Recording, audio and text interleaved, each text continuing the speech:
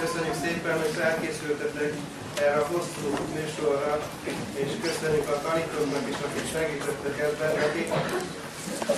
Hát legyen ez a záró akkor, hogy mi is hódoljunk a király előtt, térdre hullva, mert ő az uraknak ura és a királyoknak királya. Szép volt látni, hogy a fiúk énekelték a szólót, ugye inkább ahhoz szoktunk hozzá, hogy lányok éneklik ilyen esetben a szólót. Hát szép volt, fiúk, és szépen áll ez a fiúknak is, amikor szólóznak.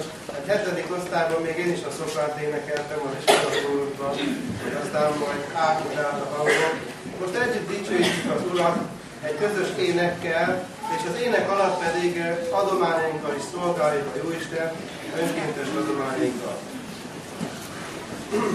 Elég sokat ültünk már, jó lesz, ha felállunk, és kicsit megmozgatjuk a lábunkat.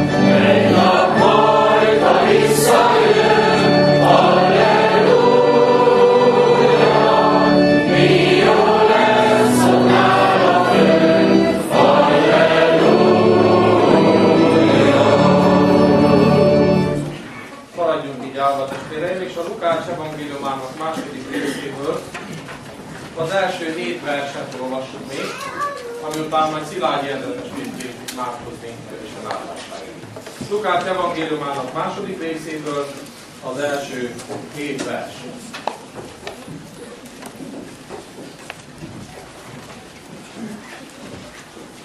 És lőn azokban a napokban Augustus császártól parancsolat adaték ki, hogy mind az egész föld összeírattassék. Ez az összeírás először akkor történt, amikor Szíriában Cirénius volt a helytartó. Mennek vala azért mindenek, hogy beírattassanak, ki a maga városába. Felméne pedig József is Galileából, Názáret városából, Judeába, a Dávid városába, mely Betlehemnek neveztetik, mivel hogy a Dávid házából és háznépe közül való volt, hogy beírattassék Máriával, aki négi jegyeztetett feleségül és várandós valami. És lőn, hogy mikor ott voltak, betelének az ő szülésének napjai, és szülé az ő elsőszülött fiát, és bepójálá őt, és helyeztették őt a jászolba, mivel hogy nem valanékig helyük a vendégfogadó háznál. Imádkozzunk!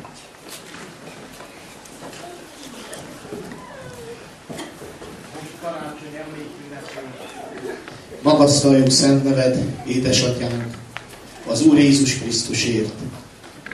Köszönjük, hogy testet öltött az ige, a mennyország lejött a földre, és e földről a mennyországba lehet jutni. Erről emlékezünk most az estén. Hálát adunk a gyermekért szolgálatáért, a szép énekekért, a testvéri közösség drága kegyelméért, hogy imaházba tölthetjük el a szentestét. Köszönjük, Úr Jézus, hogy Te szerezted nekünk ezt a drága napot. Hálát adunk a megváltásért. Hálát adunk, hogy testvéreink szólhatják az ige üzenetet, hogy megszületett a megváltó a Dávid városában, aki megtartó nekünk, aki bennünket a mennybe vezet. Áld meg a Te igédet, áld meg, Úr Jézus, életünket, hogy veled, drága ünnepeljünk karácsony ünnepén, és életünk minden idejében. Hallgass meg, édesatyám, az Úr Jézus drága nevéért. Amen. Amen. Foglaljunk.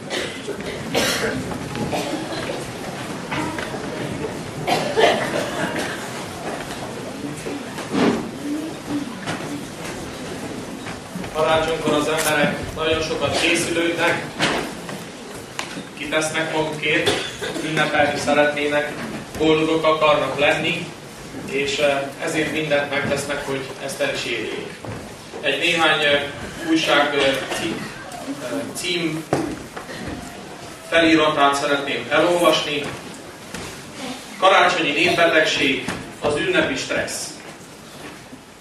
Meghittség vagy megterheltség a karácsony ünnepek. Olyan dolgokat írnak az újságok, meg lehet hallani a hírekben, hogy karácsonykor sokkal több az öngyilkosság, mint máskor, mert ilyenkor nagyon sokan egyedül érzik magukat.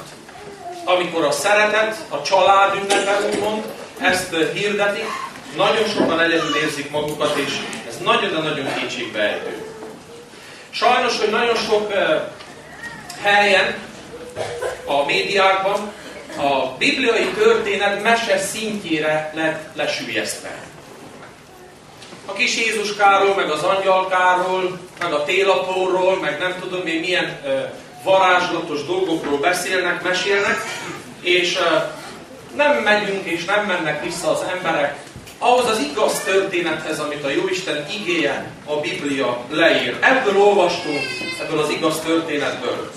Nagyon sok ember számára a karácsony, a vakáció, a szabadság, a pihenés, ezt próbálják valahogy kitölteni étel, itallal, sokszor bosszankodnak, amikor nincs jó műsor a tévébe, amikor a gyerek nem tud hallgatni, akkor amikor most kellene hallgasson, mert hát a gyerekek se jöttek úgy, ahogy kellett volna haza, és sokaknál egy ilyen zaklatottság, egy olyan egyhangúság, másoknál reménytelenség, ez a karácsony ünnepe, és ez mind azért, mert nem az ünnepeddel foglalkoznak. Nagyon sokan el vannak foglalva valóban az ünneppel, annak a varázsával, de az ünnepeltel nem sokan törődnek. És ez nem jó így. Azt akarom hirdetni ma este a Jóisten igéjéből, hogy az Úr Krisztus által változtatni akarja az életünket, és ez lehetséges. Egy költőnknek a verse jutott a kezembe, és elolvasom most, amelyik ugyancsak erről a reménytelenségről vagy hosszúságról beszél. Ady Endre egy megíratlan naplóból. December 25. Itt jött rám a karácsony, rám a keselyarcú pogányra, itt jött rám a karácsony gyermekségem falujában. És azt hitte, hogy megtérít. hogy szépen visszaringett. December 26. Talán jobb volna mégiscsak visszalesni, betegen is a Krisztust keresni, a régi Krisztust keresni. Talán jobb volna, mint lelkem keserülni Krisztus előtt, templompadba, úgy, miként régen leülni. Talán jobb volna most a faluban, itten, fájó haraggal szólni, haj, mégiscsak élsz te, Isten. December 27. Ez már nem is karácsony. És kinek mi köze hozzá? Embernek vagy Istennek? Hogy én mind fogok élni? Békesség az Istennek, békesség az embernek, békesség a halálnak, békesség mindeneknek, de nékem maradjon a háborúság. Van, aki így gondolkodik, van, aki így él. Nem kellene ez így legyen. Nem történik semmi különös. Marad minden a régi. Kicsit pihenünk, vágunk disznót, meghallgatjuk a misét, kántálásokat hallgatunk, vagy fogadjuk a kántálókat, és aztán folytatjuk ugyanúgy. Eltelt újra egy év, egy ünnep. Nem kellene ez így legyen. A karácsony üzenete az, hogy az Úr Jézus Krisztus megszületett, és ez nem kétségbeesésre, ez nem reménytelenségre, ez nem egyhangúságra ad okot, hanem örömre és békességre. És erre szeretném felhívni mindnyájatoknak a kedves figyelmét. Ennek az igének az alapján az Úr Jézus Krisztus születésének ismertető jeleiről. Vannak olyan nyilvánvaló ismertető jelek, hogyha az ember azokat számba veszi, akkor az élete megváltozhat. Tehát nem marad ugyanaz. Nem kell tehát egyhangúan, szomorúan terheket vinni tovább, hanem lehet másképp élni. Igazán, szeretettel, békességgel és boldogsággal, de nem csak karácsonykor, hanem mindig, az életünk minden napján. Ezt hozta el az Úr Jézus, és erről szólok. Tehát 3 ismertető jel ebből az igéből, a Lukács evangéliumából, és ezeket akarom elmondani. Az első ismertető jel egy történelmi esemény, az összeírás. Ez történelmileg bizonyított dolog. A második, a profécia beteljesedés. Hát az, hogy Betlehemben született meg az Úr Jézus. Ez nem véletlen, nem hogy hát csak így sikerült, hát pont ott voltak, hanem ez évszázadokkal előtte megprofétálta a Jóisten maga. És utána pedig kell legyen egy személyes válasz is. Mindenki az eseményekre, a bibliai híradásra kell, hogy válaszoljon. Ezt nem kell figyelmen kívül hagyni. És a Jóisten igéje felszólít mindnyájunkat. Megszületett a Krisztus. Te erre mit mondasz? Te hogy fogsz élni ezután? Tehát veszem ezeket sorba, és egy kicsit szólok ezekről. Az első ismertető jel a történelmi esemény. Hát egy összeírás volt abban az időben, Augustus császár adta ki ezt a rendeletet. Ez a császár Krisztus előtt 29-től, Krisztus előtt 29-től és Krisztus után 14-ig uralkodott, és jó dolgokat csinált, jó dolgokat tett. Ez a rendelet is, amit ő kiadott, a Jóisten tervébe volt benne. A Cirénius, aki helytartó volt Szíriában, erről az emberről is vannak feljegyzések, és tulajdonképpen, ahogy Lukács pontosan az ő történelmi kutatásai eredményeként leírják ezt, nem véletlenül, hogy úgy írja, hogy az összeírás először akkor történt. Mert volt összeírás még máskor is. De ez az első összeírás, amikor Szíriában tartózkodott ez a Cirénius. Tulajdonképpen meg volt bízva egy feladattal, egy harcot kellett, hogy levezessen, és Szíriában volt a hadi terv elkészítése is ott telepedett le, és ez az egész esemény, amit Cirénius ott tartózkodott, ez Krisztus előtt 10 és 7 között történt. Abban az időben adatott ki ez a rendelet, és akkor végezte el ezt az összeírást először. Aztán ő majd följebb került, és Szíriában még csinált ilyen összeírást, ezért Lukács azt mondja, hogy ez az első összeírás. Amikor először volt a Szíriában, mert aztán még feljebb került ebbe a pozícióba. És ezek történelmileg dokumentált dolgok, akár egyiptomi írások, akár olyan ásatások eredményeként dokumentált dolgok, amelyekhez semmi kétség nem fér. És én nem is akarom tovább ezt folytatni. Amit a Biblia leír, azt a történészek, az a történelem, az ásatások, a kutatások, ezek csak alátámasztják. Az Úr Jézus Krisztus egy történelmi személy. Megszületett Betlehemben, és a történelem ezt bizonyítja. Nagy történészek, világi történészek, római történészek, zsidó történészek tanúskodnak erről. Lehet ezekről olvasni. Akár Josephus Flaviusról, akár Pliniusról, akár a Suetoniusról hallottunk. Ezek az emberek írtak az Úr Jézusról. Mert ő egy történelmi személy. Ezt nem lehet kívül hagyni. Ő nem egy mese, ő nem egy kigondolt valami, ő nem egy kitalált személy, a vallásos emberek találták ki, nem. Ő egy történelmi személy. És a mai napon ez ismertető jel. Megszületett Betlehemben. Történelmileg lehet ezt dokumentálni. A második, ami innen az igéből volt a proféciában, sok száz évvel az Úr Jézus születése előtt.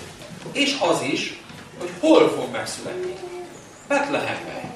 Amikor a bölcsek megjöttek Jeruzsálembe, kérdezték, hol van a zsidó király, aki most született. És hívták az írástudókat, akik tudták a Bibliát, és azok fölnyitották a Bibliát a Mikeás prófétánál, és azok ott olvasták, és te, Betlehem, már a legkisebb vagy, de benned fog születni.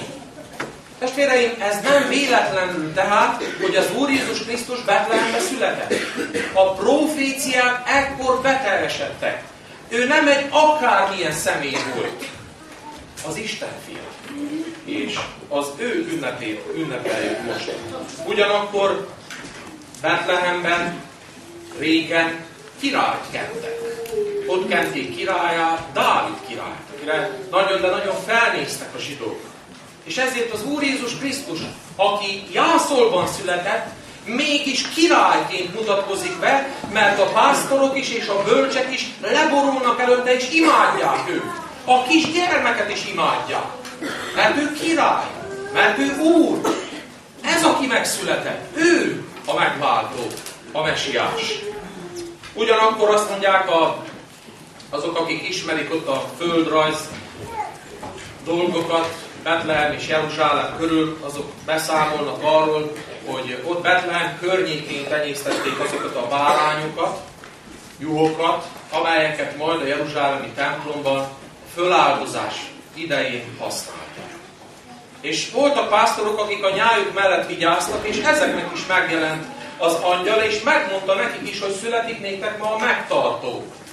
De az Úr Jézus Krisztus már a születésével is ezt jelzi, hogy ha ott bárányokat neveltek és juhok voltak, akkor az Isten báránya is egy ilyen helyre kellett, hogy megszülessen. Mindenütt tudták Izraelben, minden zsidó tudta, hogy ott a Jeruzsálem környékén, Betlehem környékén ott vannak azok a juhász emberek, akik ezzel foglalkoznak.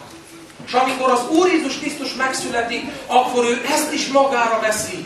Ő az Isten báránya. Tehát testvéreim, rengeteg profécia beteljesedett az Úr Jézus Krisztus születésekor. És ez is azt mutatja, hogy ő nem akárki, nem egy mindennapi gyermek, nem csak egy ember, az Isten fia.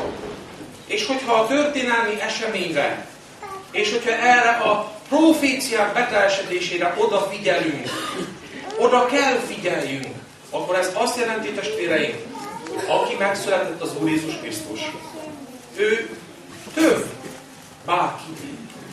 És ha azt mondjuk, hogy Jézust kell szolgálni, neki kell mindent odaadni, akkor ez tény.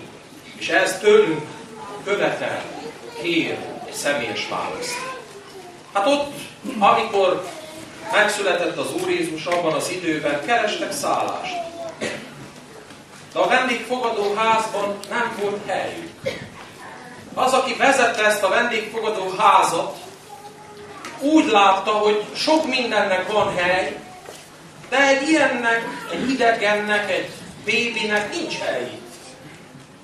És akkor foglalkozunk tovább azzal, ami kell, ami bejövetelt, ami boldogulást, előremenetelt mutat, vagy annak látszik. És ezzel foglalkozott, és azt mondta, úgy döntötte, személyesen így döntött, hogy nincs szükség az Úr Jézus Krisztusra. Nem fogadom be. Azt is tudjuk ugye a karácsonyi történetekből, hogy voltak olyanok, akik azt mondták, van hely a Krisztusra.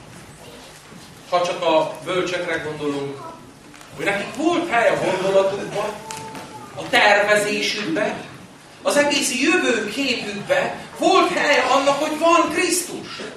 És hogy én mit fogok csinálni holnap, meg 2 hét múlva, meg 6 hónap múlva, ezek a bölcsök beszámították, hogy vajon mit kell én tegyek a Krisztusért. Mert megszületik a király. Láttuk tudományosan, ezt is be lehet bizonyítani.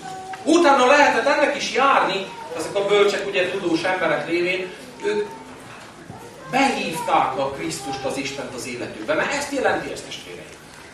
Hát ott vannak a pásztorok is. Végezték a mindennapi munkájukat, unalmasan, úgy, ahogy, és egyszer csak megjelentek az angyalok, és megmondták, hogy mi a helyzet, és akkor ezek az emberek azt mondták, persze, beengedjük ezt a Krisztust az életünkben. Valahogy kell, hogy legyen változás az életünkben, nem marad minden ugyanúgy. Változás áll be. Ó, menjünk el Betlehembe, lássuk meg, nem maradunk már itt. Aztán meglátták, imádták, és visszamentek, mindenkinek elmondták, örültek, dicsőítették az Istent. Azért, mert beszédükben, utazásukban, tervezésükben volt hely a Krisztus számára. Személyes válaszra hív az Isten bennünket, testvéreim. Hogy kihez hasonlítunk?